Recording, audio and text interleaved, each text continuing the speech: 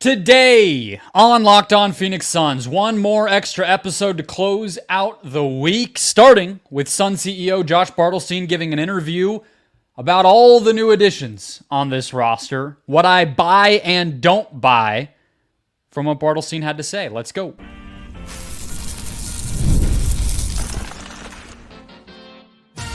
You are Locked On Suns, your daily Phoenix Suns podcast. Part of the Locked On Podcast Network, your team every day. And we're back. This is Locked On Phoenix Suns, part of the Locked On Podcast Network, your team every day. I'm Brendon Kleen, your host and a credentialed media member covering the Suns for the past 7 seasons. Welcome in. Thank you for making Locked On Suns your first listen to kick off your Friday. Last day of the week here. 4 episodes for you. Just had to pump another one out. Too much going on in Suns land, even though it is August. Appreciate you being here. Hit follow or subscribe if you have not before. Become an everydayer. Get locked onto the Phoenix Suns all season long. We're Monday, Wednesday, Friday for the rest of August. Back to daily in September, and some changes coming down the pike that I know you're going to want to hear about. So keep it right here. Hit follow or subscribe, like I said, and we will make our way toward training camp and the season and what should be more fun Suns basketball. Today's episode, guys, is brought to you by the Gametime app. Download the Gametime app, create an account, use the code LOCKEDONNBA when you do to get $20 off your first purchase. Terms apply. All right. Josh Bartelstein is quickly becoming one of the faces of this Suns front office, one of the faces of this Suns team. We know he is a big decision maker.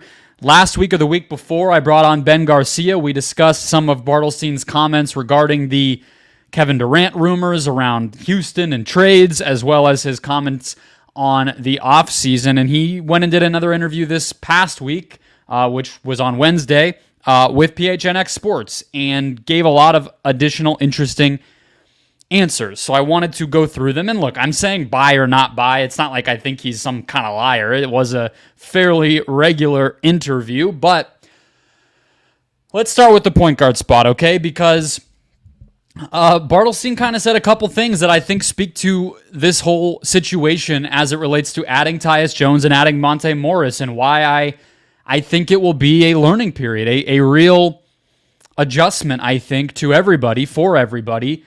Bud, the big three, everybody.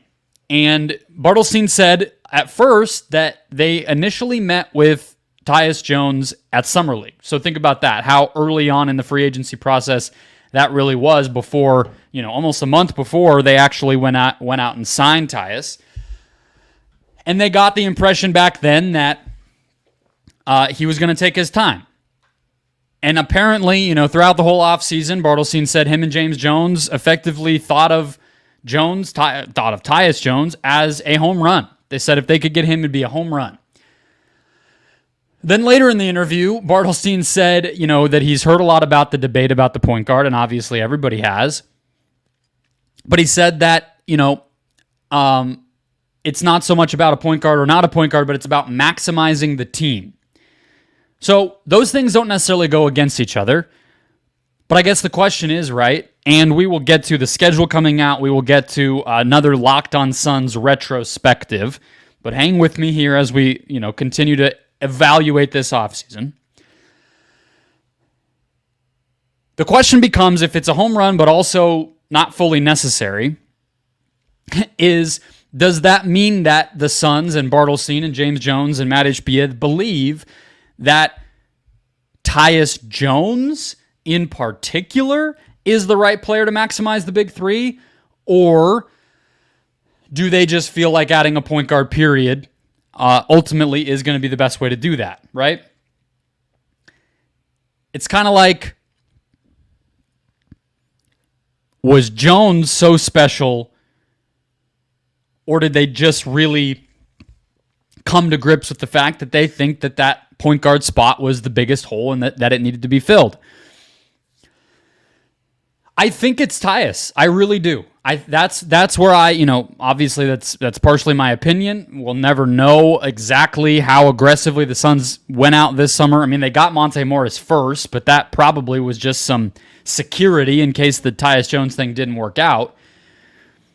But I think the Suns would have been content to not get a starting caliber point guard. I think they would have been comfortable, and they were, obviously. They didn't know they were going to get Tyus with just adding Monte Morris, not starting him, continuing to start Royce O'Neal or Grayson Allen, and they probably would have felt pretty good about their team. I think that Tyus Jones is a fit that they really believe in, and I don't necessarily blame them. He will help this team play faster. He will help this team execute. Yes, in late game situations, but all situations. He will be more efficient with his decision making and cut down on the turnovers. He will create turnovers on the defensive end. He's a high steals player. He will knock down open threes. He will be a positive veteran presence and provide some leadership, you would think. So I think they're right to be so over the moon about Tyus Jones, especially given, of course, that it's a minimum contract. They didn't have to trade anybody or move heaven and earth to get him. So I think they're right that it's a home run, but I don't think that they are so sold on that they need to have any point guard, but even Tyus, even a fit that good on the court 35 minutes a night or anything like that. It will be an adjustment. It is one version of how this team will play. It is not the whole thing. Let's talk about Kevin Durant. Freudian slip, I guess. That's his dad, the agent. But Josh Bartelstein also told PHNX. He was asked about the Kevin Durant trade rumors, which, again, he already gave an answer to Dwayne Rankin about, as has James Jones and Matt Ishbia already, and Durant himself. So sort of old news at this point, but one of those things where you sort of have to ask, given that it was such a topic of conversation last year, or coming off of last year. And look, I think that the Suns are in a position right now, Bartelstein included, where they want to indicate their confidence and optimism about everything related to the Kevin Durant experience in Phoenix right now without speaking on behalf of Kevin Durant, without speaking for KD, right? And I think that's a respectful way to handle it. It's honestly reminiscent to me of how you see Rob Pelinka speak about LeBron James, right? I watched JJ Redick's introductory press conference because I was covering it for my sports media writing job at Awful Announcing, and he was, giving some comments on his podcast and whatnot. But within that, there was this weird line that they had to walk where both Pelinka and Redick, but, Pelinka is kind of the main spokesperson for all this, said with Bronny and with Redick, LeBron chose to keep his distance this summer, and we respect that and we honor that. But of course, Rob Pelinka's job is to keep LeBron James happy, maintain that relationship, and keep the potential GOAT of the NBA on his roster. But you don't want to speak for LeBron and say, yes, we believe he is in full support of JJ. We don't want to say, we know, if you're Pelinka, you don't want to say, we know how important it is that LeBron wants to play with his son, so we did everything we could. You got to be the politician in that situation. And you have to say, we believe that the chemistry we saw between LeBron and JJ on the podcast and their relationship was one of, component in what drew us to JJ, but we believe that, Coach Redick's going to be a great hire. And, we truly believe that as he develops, Bronny has every, potential to be a difference-making NBA player over time, and we believe in ourselves to develop him. And sort of nod to LeBron, but not speak on behalf of LeBron. And I think the same thing is kind of happening with KD, where you heard Bartelstein kind of say, the dialogue and the relationship that the front office has with Durant speaks for itself. And it's like, yeah, it does, but, that doesn't go far enough. Again, KD himself said plenty this summer that we should not be talking about Kevin Durant trades. You heard me go on a rant of all rants about the Houston Rockets BS. I think it's nonsense. But we might just have to settle with the fact that the Suns themselves are not going to be able to say enough to necessarily assure everybody that everything is okay with KD. At the end of the day, it does come down to him. Right now, seems to be happy as can be. No issues at all. Nothing to see here. But they're never going to be able to fully 100% speak for him, and that's just going to have to be fine. Last thing from Bartelstein, He talked about the rookies, and I don't buy this because it's just not how the draft works as far as anything I've ever heard, right? He said, we went into the draft thinking that if we could get Ryan Dunn and Oso Ighodaro, that would be a perfect night. I doubt it, right? I kind of doubt it. I don't think that they necessarily were so scripted out. We know they worked out a lot of players. We know they were interested in a lot of players. The draft is very dynamic. You go in thinking one thing, plenty of other things happen. So I'm sure they had other players in mind. I'm sure they may have even had other guys that they wanted more than Ryan and Oso, and that's fine. That's not an insult to those players, but I don't buy that it was like they went in thinking, let's get them both, and they got them both, and it's just an A+++. He also talked about them developing a lot at the G League level, and I'm all on board with that. I think it's a no-brainer, but I was surprised to hear Bartelstein say that he kind of seemed to indicate that Ryan Dunn is somebody that they hope to contribute more than Oso this year.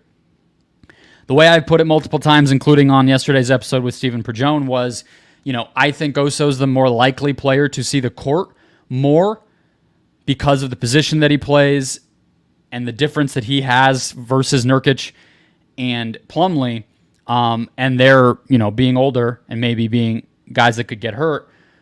But I think that if Dunn can see the court, that would make the biggest difference. It kind of seems like the Suns might see Dunn as just the more likely guy to make an impact, period, no matter any of the caveats, and that would be great. I will believe that when I see it. The adjustment curve is very steep for young players who struggle with their jump shot. We've seen that time and again. Ryan Dunn has difference-making skills and athleticism that will help him on the NBA court, but it might take a minute, and that's okay. Let's jump to the schedule. All 82 games. We know them all. We all know what our fall, winter, and spring are going to look like here in the Valley and across the NBA. I'll give you my big takeaways about the difficult stretches, the road, the home, everything I'm looking at related to the Suns schedule next.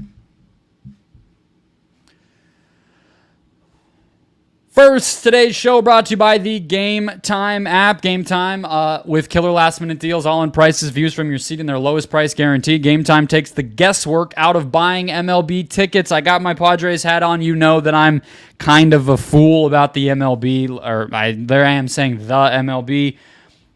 The Padres are coming to Phoenix, I believe, in September. The Dodgers are coming to Phoenix in a couple weeks. You're going to want to watch all of them. And Gametime has the best prices, the most transparency, and all the info you need on top of, again, saving you the most money. Last-minute deals, flash deals, zone deals, deals upon deals upon deals. So take the guesswork out of buying MLB tickets. Check out the D-backs schedule down the stretch of the season and more. Concerts, theater, comedy, all of it. Download the Gametime app, create an account, use the code LOCKEDONNBA for $20 off your first purchase.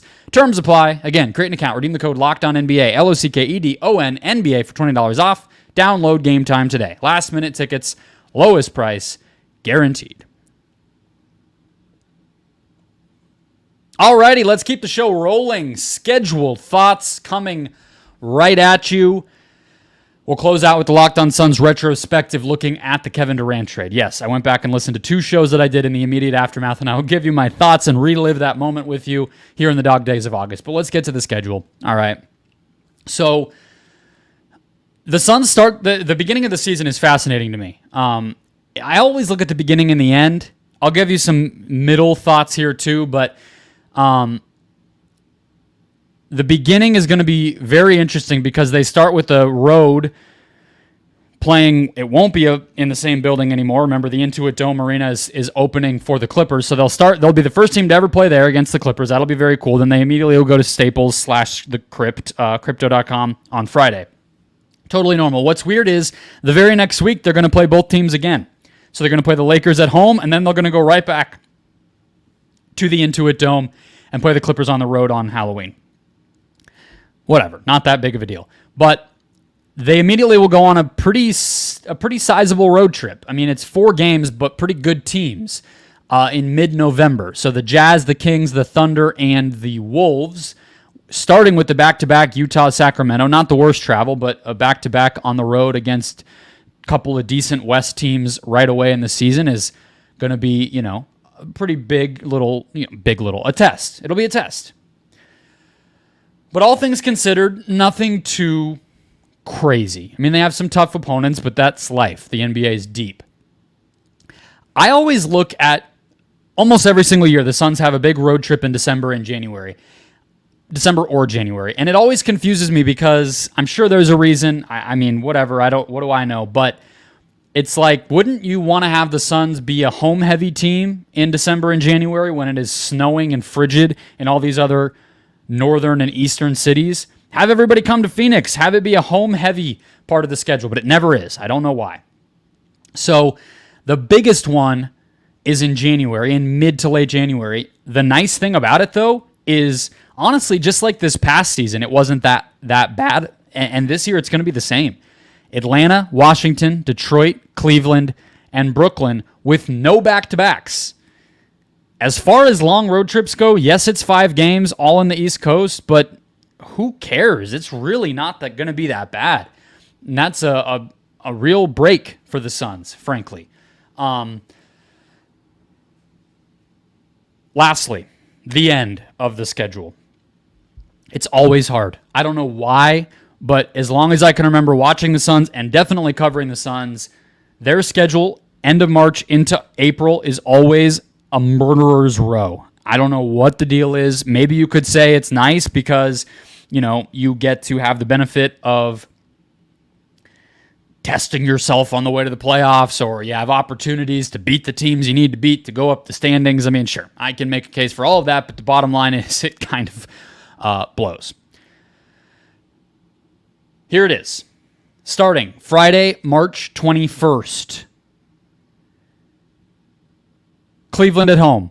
Milwaukee at home. Boston at home. Minnesota on the road. Houston at home. Milwaukee on the road. Boston on the road. New York on the road. And then 3 home games. Warriors, Thunder, Spurs. I'm expecting the Spurs to be at least twice as good by Friday, April 11th as they are right now because Victor Wembanyama is an absolute alien. And then they close out on the road as they did last year. Or no, Friday before the end of the season was on the road against the Kings. Sunday was on the road against the Wolves, but they have another Sacramento game late in the year once again. So, look, they're going to need to pad their stats here, pad their place in the standings in order to deal with that late March, early April schedule. But look, yes, they're in the West. Yes, their division has some tough teams. That's just life in the NBA. But all things considered, I look at when and how are you playing the best teams, right? When and how are you playing the best teams? Is it on the road? Is it on a back-to-back? Is it, at home late in the year when you might be tired? Whatever. And when I look at it from that standpoint, I don't see a lot of times when it's like, the best team in the NBA at the end of a 5-game road trip on the second night of a back-to-back or anything ugly like that. So I think this is a pretty good draw. Last thing I want to talk about is the NBA Cup. So I didn't really do much on it when the Suns originally announced, when everything got announced, and the schedule for that in particular got announced earlier in the week. I just, I'm not sure how much they're going to care. The Suns have their group is Utah, Oklahoma City, the Lakers, and the Spurs. It's not nearly as bad as the death group is in the West, and the Suns avoided that. So that's good. I don't think that they'll care any more about it this year than they did last year, which, frankly, I mean, they didn't not care last year. They made it to Vegas, or they made it to the knockout round before Vegas, I guess is the better way to put it. And you could see Book and KD rose, to the occasion in the Utah games that we all remember. Both of those were high-scoring, fun ones. The Lakers game at home, I believe they won, was a big one. Those games did feel better. I'm a big NBA Cup fan. I think it's a good experiment, and it's not even really an experiment anymore. And it does add a little something extra. But I don't expect the Suns to be one of these teams like, Indiana last year, who's like, this is our, what? Like, we are here. This is our Super Bowl, baby. It's not going to be like that, and it shouldn't be. The Suns are playing for a championship. If they win these games as tune-ups and, tests for themselves early on, fantastic. If not, so be it. Let's talk about a year and a half ago when the Suns, almost to the day, when the Suns traded for Kevin Durant. I went back and listened to my live 15-minute episode as well as the longer real reaction episode from that day earlier. We'll do a Locked On Suns retrospective, the second one of the offseason, coming up next.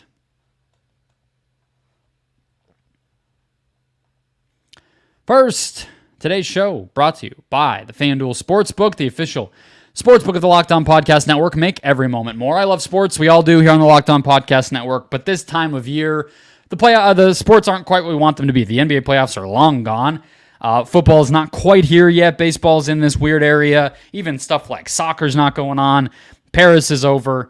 But this summer, FanDuel's hooking you up. They let you keep the sports going whenever you want by opening the app and dreaming up bets anytime you're in the mood. And they're also hooking up all customers with a boost or a bonus daily this summer. That's right. There's something for everybody every day, all summer long. So head over to FanDuel.com and start making the most out of your summer. The Arizona Cardinals are road underdogs in week 1, but only 6.5, which is pretty crazy if you ask me, playing in the Eastern time zone against, look, I know it's the Bills. They're a little worse than they were at their peak, but better than the Cardinals, I would think. It's only a touchdown. It's a little bit of respect on Kyler's name, I suppose. Maybe you like them to at least cover, if not straight up win. And of course, there's baseball going on every single day. Check it all out at FanDuel.com, FanDuel official sports betting partner of Major League Baseball. All right, let's close it out. So, Locked On Suns Retrospective 2. I did another one of these a couple weeks back, I think, looking around the beginning of the Olympics, around LeBron and that first-round series in 2021 between the Suns and the Lakers. And I went back and listened to a couple episodes then to basically look at, hey, how did we think it was with LeBron in 2021 in real time? Because I thought he broke down. And I went back, I listened, and we were kind of worried, but we mostly were like, he's just off. And maybe that was right, because he went on to play 3 more great seasons, and he's not slowing down yet. So this is the one that I did today. I went back and listened to Kevin Durant reaction content. My episode, the first thing in the morning on February, what was it, the 9th? I believe so, technically. It was like late on the 8th in Phoenix, but by the time I woke up, it was the 9th. And then the 45-minute episode that I did with Aaron Edwards that night. And look, the last one of these, I was a little bit, sentimental about the content and like, hey, remember 2021? That was pretty damn fun. Let's try to get back to having some actual fun with this whole thing, please. And I feel that way about the Kevin Durant reaction, but it's not as long ago, so it's kind of like, well, yeah, we were feeling good. My overall reaction, listening back to myself and listening and kind of revisiting that moment.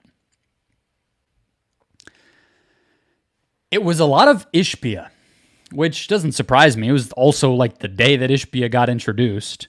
But a lot of what we thought that KD trade would mean for this organization has really proven to be true.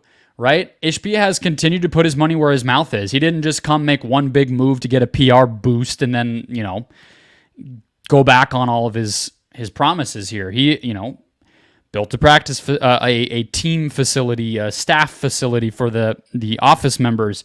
He built a WNBA Phoenix Mercury practice facility.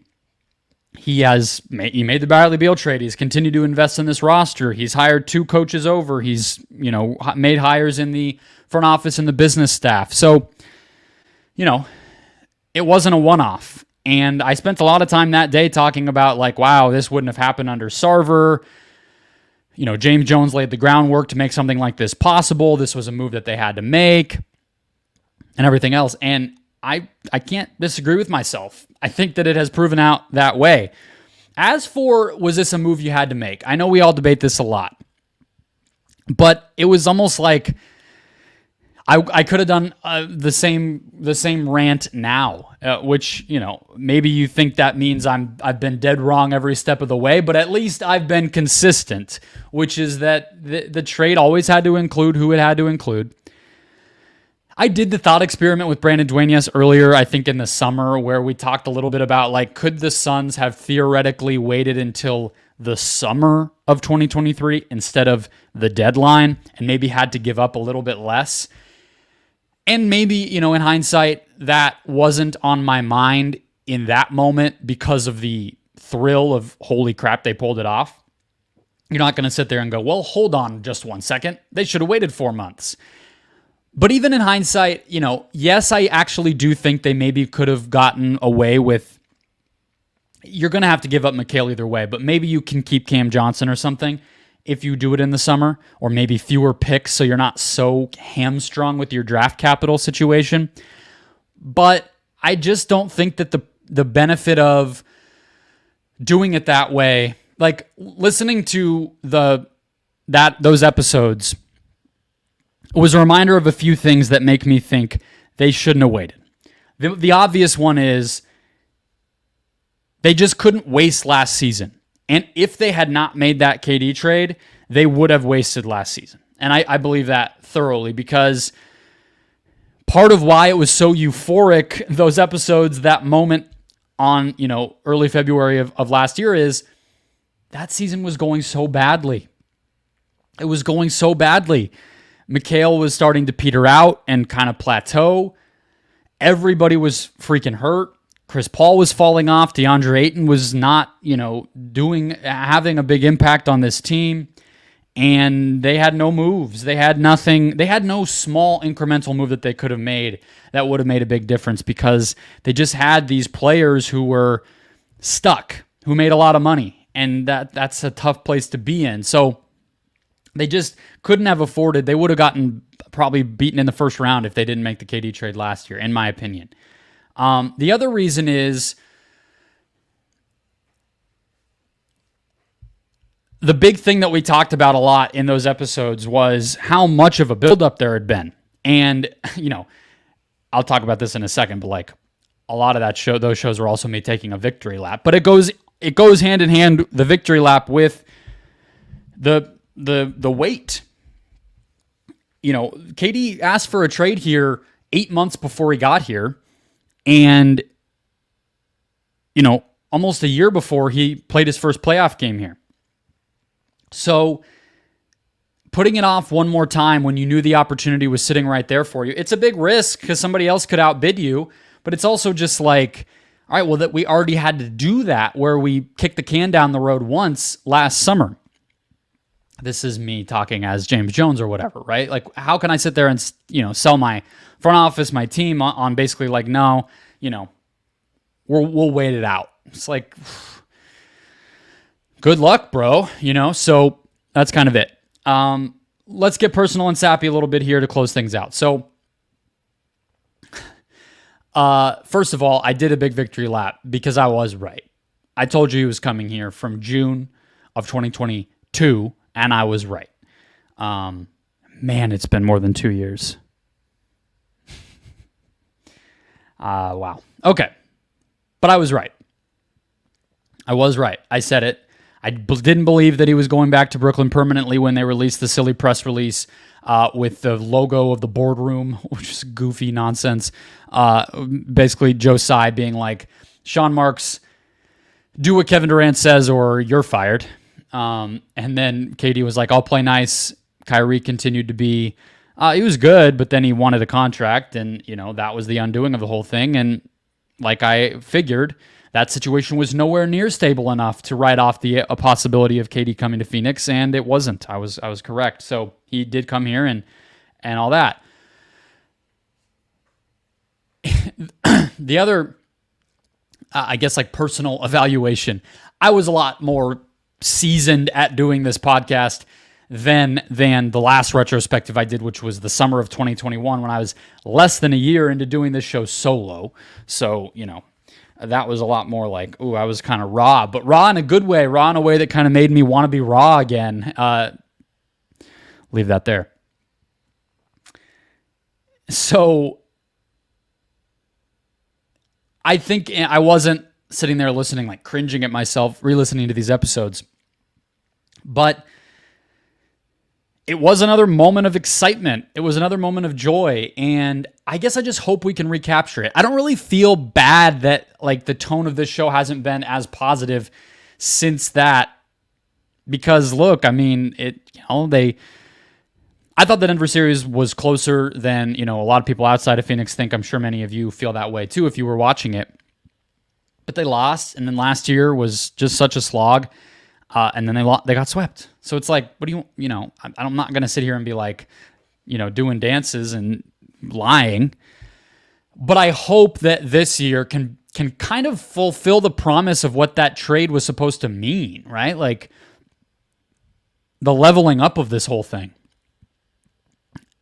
Like I said, Ishbia has done what he said he would do, but it's a lot of behind the scenes. Like, it's cool. I don't think a lot of fans like super care. I mean, we care that it's not like actively hostile and dangerous and like, whatever, making people feel awful like it was under Robert Sarver. But like, I don't get to work at the office that they built or that they're renting and renovated. It's cool. Happy for those people. It's the right thing to do if you have the money to do it and make your staff feel wanted and welcome. But like, what is that? That doesn't impact fans that much, Them having a healthy, competitive season where they're deep and have chemistry and play with joy and play connected basketball and have a real style and brand and identity as a team and, surprise us, overachieve, surpass expectations. That's kind of what we've been waiting for. It's been a year and a half. Only, a season and change, really. And then obviously Katie got hurt with the ankle thing, so we didn't even get him that quickly thereafter. It was like more than a month before he actually played a game. But it made me hopeful that this year we can finally get that promise. It can arrive here, and we can enjoy what we thought we were going to enjoy back then. And I'm excited. I'm excited for the season. Trying to be. As long as they're healthy, I think we'll all have a good time. If they're not, no promises. That'll wrap us up. Hit follow, subscribe. We'll be back next week with Brandon Duenas. I'm sure we will have some good things to talk about, breaking this team down as we inch closer to training camp. Enjoy your weekend. I'll talk to you then.